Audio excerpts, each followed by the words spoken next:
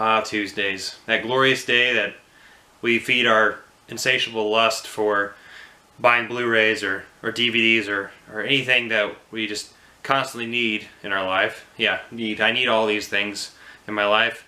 And that's one of the reasons I'm here today, to talk to you about some of the things I picked up the last couple Tuesdays, specifically at Best Buy. So this is going to be Tuesdays with Morrie, or Tuesdays at Best Buy. Let's just talk about some of the things that I got, because I got quite a few things. I'm really excited to share some of this stuff with you before. Hopefully everyone checked out my last video that I put out, where I announced my 100 Years series, where I'm going to be doing 100 years of movies from 1918 to 2018. I'm really excited about that. Please definitely go check that video out in the link down below. I'm really excited for this. I'm actually almost done with watching the first batch. That way I can make this video. So let's just move to the things that you're here for. Some of the things that I picked up. A lot of these movies I have seen. Some of them I have not. There's a few that I have not, but all of them I got at Best Buy. Alright, so let's just go with the first one that I have on this pile of Blu-rays over here. We got Three Billboards Outside of Ebbing, Missouri. Arguably my favorite movie of the year for Oscar-wise. I think this should have at least won the Oscars over the movie that I'll talk about in a second, Shape of Water. But Three Billboards Outside of Ebbing, Missouri, I love Martin McDonagh, as you can tell. But anyway, I really loved this. Sam Rockwell, Woody Harrelson, Frances McDormand, they blew it out of the park. I love this movie, even though it wasn't actually shot in Missouri, this fictional town of Ebbing. But great movie. I really enjoyed it. I know some people were like kind of hit and miss with it. It's got a really nice slipcover. I like the way it is. It's nice. So anyway, Three Billboards Outside of Ebbing, Missouri. I love this movie. I wish that it won the Oscar itself. So now let's talk about the movie that actually did win the Oscar, The Shape of Water. This is Del Toro's newest film, and I really love Guillermo del Toro. I love Pan's Labyrinth. It's actually right next to the Martin McDonagh poster, which you can't see in this shot, but I have a Pan's Labyrinth poster there. That's his best movie, by the way. But Shape of Water was really well done. I actually really enjoyed it. However, I didn't enjoy it as much as everyone else did. A couple months back, I went up to Kansas City to do a movie trip. I watched Shape of Water there, Darkest Hour, and Molly's Game. I really enjoyed the film. However, it was kind of a little bit of a letdown. It was kind of all over the place. Michael Shannon did a fantastic job, and so did, why can't I think of her name? I know everyone's going to hate me for not remembering her name. Sally Hawkins. She did a really fantastic job here as a mute. But it was a great film. I really enjoyed it visually, and Del Toro definitely deserves it for Best Director, for sure. And I definitely agree with that. But not for Best Picture. But I really like the cover of this. It's nice. I really enjoyed this as well. So I'm really excited to revisit this as well. So there's two of the Oscar movies. And now let's talk about a third Oscar movie, a thing that I really enjoyed, called Lady Bird.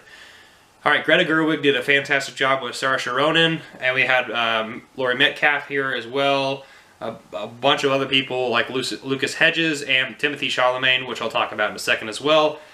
But I just really loved this coming-of-age movie. It was definitely a more realistic take on a coming-of-age story between a mother and a daughter. I really liked this movie. I honestly thought for the longest time that Saoirse was going to win for Best Actress, but then Frances McDormand kind of blew me out of the water, so I kind of thought that was the case. So yeah, this is the third movie that I got. This is another one from the Oscars that I really loved, Lady Bird.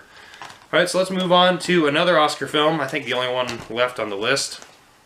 Yeah, the only one left on the list. And that is Call Me By Your Name with Timothy Chalamet, and we also have Armie Hammer here as well, and even Michael Stuhlbarg, who did such a good job in the last couple scenes. But I'm not going to talk about that. I'm going to talk about how awesome this movie is. This movie was a really fantastic adaptation of this book over here that I am borrowing from my friend.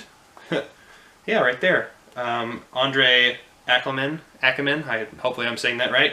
But it's a really short book. I'm really excited to read that book. But I really loved how Luca took this movie and made it really wonderful, and something that I've never seen before.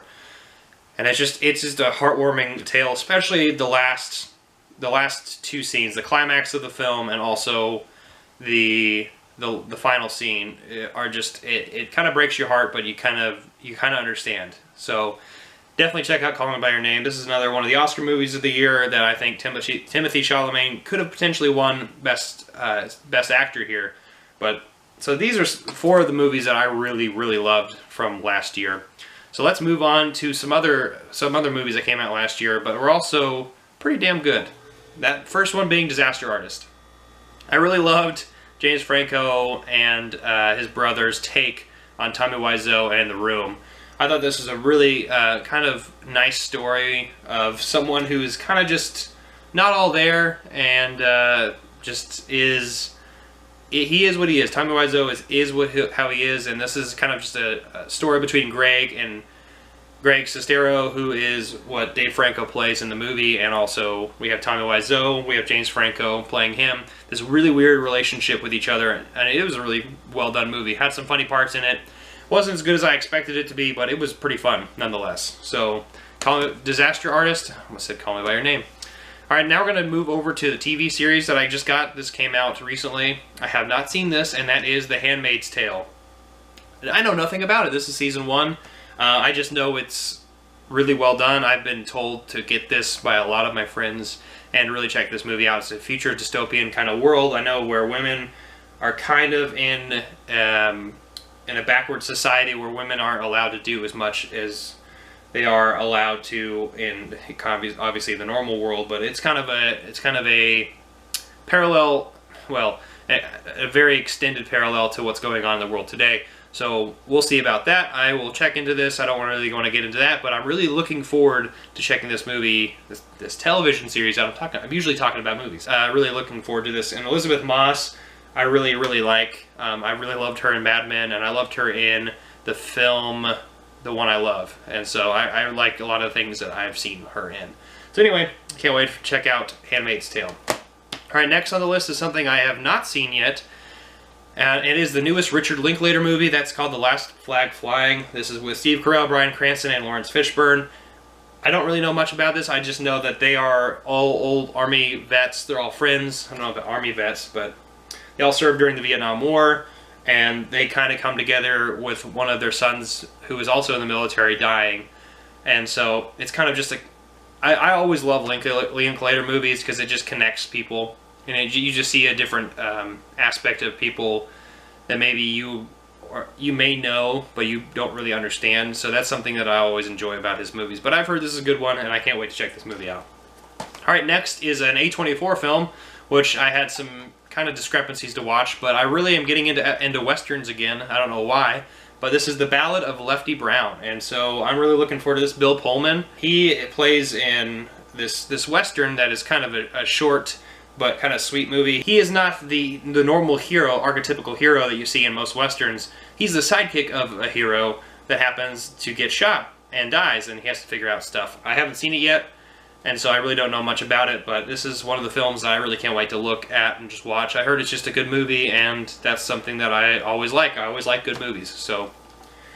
Alright, let's now move on to the steelbooks that I got. So I have seen all these movies, and they're all great, and so...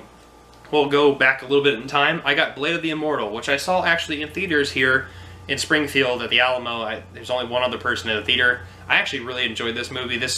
I really like Japanese samurai films, so that's why I love Kurosawa, obviously. And so I really like kind of modern takes on that too. This is kind of they also take some kind of anime approach to it. I love Rurouni Kenshin. It's probably one of my favorite animes of all time. And so I had a lot of those I had Kurosawa, Rurouni Kenshin kind of clashes in my mind. But also this is the director, Takashi Miike, hopefully I'm saying that correctly. He directed 13 Assassins, which I really like, and I have that over there on the shelf as well. So this is a long movie, but it's a fun one, and it's just just a bloodbath. I mean, it's a Tarantino-esque kind of film. I really like it. Very mindless, but really fun. So I'm really excited to get this really cool steelbook.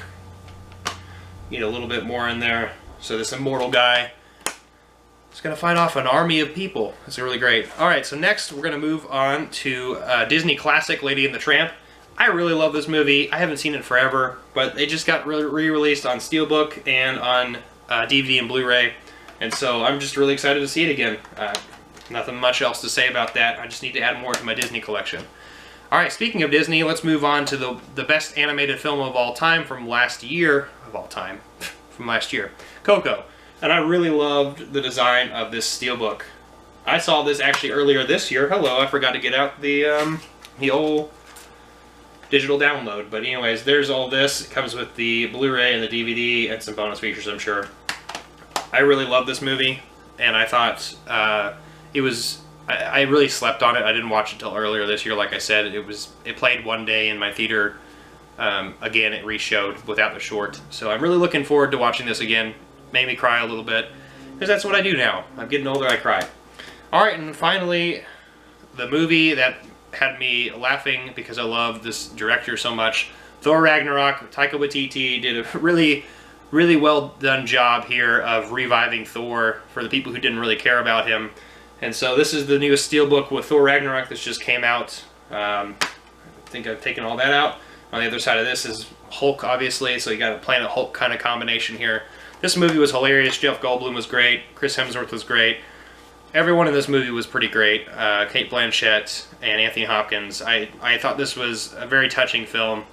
It had a really good balance of comedy, maybe a little over on the comedy, but it also had a lot of heart in this as well. But I love Taika Waititi. I love everything he's done. I need to revisit. I need to watch all of his films from previous stuff. So anyway, there's all the Tuesdays with Morrie that I got. Steelbooks are so slippery. That's what I got. So hopefully this is potentially going to be in the thumbnail, but who knows. But anyways, this is what I got. A lot of the Oscar movies, a lot of the things that are just being released on Blu-ray now. What are your thoughts on some of the things that I got down below? Also, be sure to check out my upcoming video where I'm going to be talking about my favorite movies from 1918 to 1928. That's probably going to come up. I don't know if it's next or the next time after that, but I'm really excited about this. Alright, so give me a like, comment down below. Don't forget to share this video and also subscribe, and I'll see you next time on the Jonesing Around.